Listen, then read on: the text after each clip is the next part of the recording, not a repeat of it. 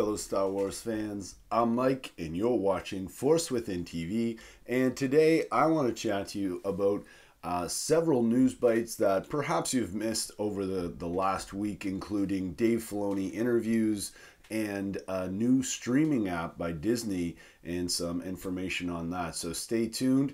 But if you haven't already, please head on over to the Force Within TV channel. Check it out, mostly Star Wars Rebels. If you like what you see, subscribe. And always remember, there's a question of the day coming up at the end of the videos, so stay tuned for that. But let's get right into it. So chances are you missed writer Brian Young live tweeting the Rebels Dragon Con panel. This panel included Timothy Zahn as well as Henry Gilroy. And, I mentioned a few points from this panel in the Thrawn video I did earlier in the week about Thrawn's survival. But there were some other elements that came out of it, some other news bites, so let's get into them here. One was we will get clear plot elements that will show us where Season 4 is taking place in the timeline, so that's cool. Gilroy mentioned the writers were worried about not being able to top Twilight of the Apprentice, the Rebel Season 2 finale, and this is why Thrawn was really brought back in Season 3. My opinion is certainly the season finale, 0 Hour, didn't top Season 2 Twilight of the Apprentice, but it did come close with the space battles. I thought that was pretty cool. Also, we were told that Timothy Zahn is not directly part of the Thrawn Marvel adaptation, the comic book adaptation, so he's not directly involved with that, which is kind of a shame. And finally, from the panel, we learned that there are only 4 seasons of Rebels so that they can get the most satisfying story in there. Another really interesting news bite here that came out of Dragon Con is from, I believe this came from author Claudia Gray. There was a lot of news this week, of course, with the new Rebels trailer, but she basically said something to the effect of Lucasfilm won't allow books after the Battle of Jakku.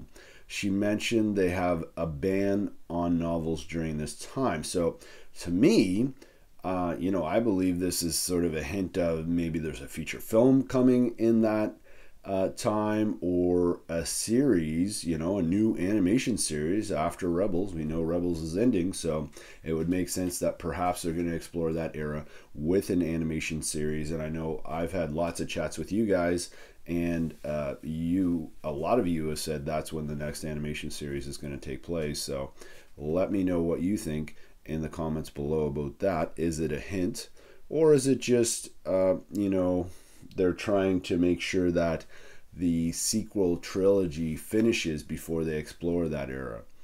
Let me know in the comments. Moving on to news bite number 3, though, we have Dave Filoni also confirmed this week that despite the mention of Krennic from Rogue One in the latest trailer, Rebels trailer, of course, he will not be showing up in Season 4, so no Krennic. I found this pretty interesting. I mean, it might confirm that we're really not going to get any of the major characters from Rogue One in Season 4, so there's not going to be a lot of crossover. I've done a couple videos on sort of what Filoni has mentioned and hints he's given about crossovers from Rogue One, and he sort of said, he said there's not going to be any major crossover, just subtle.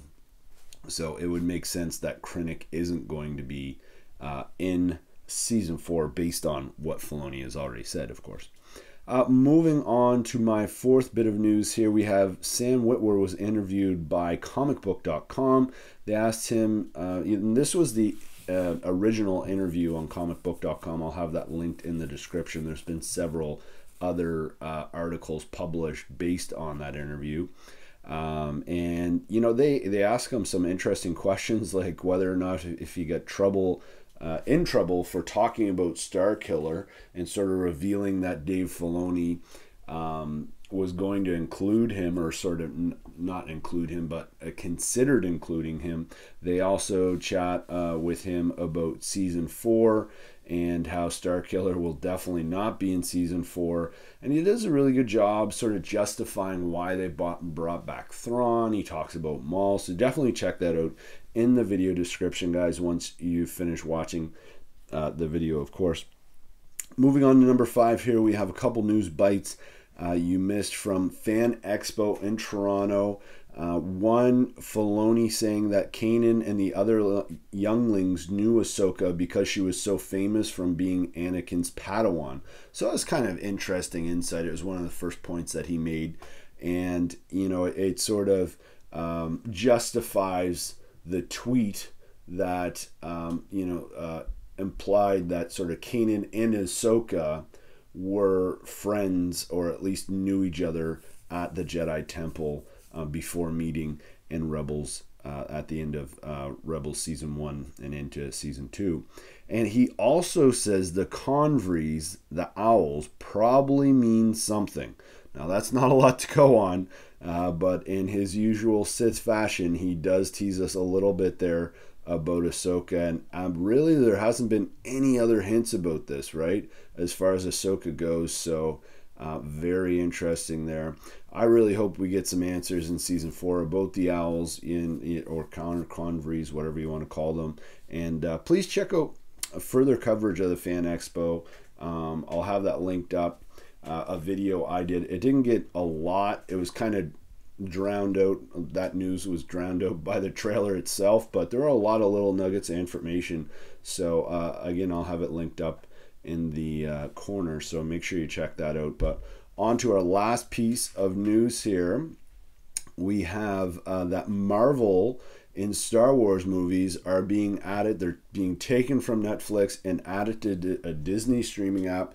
This has been confirmed. Now, you're probably saying, well, you know, Mike, this is old news, but it was mentioned that they might have a Marvel streaming app, a Star Wars streaming app, and then a Disney streaming app. But it looks like they're going to combine them all into one, which totally makes sense to me.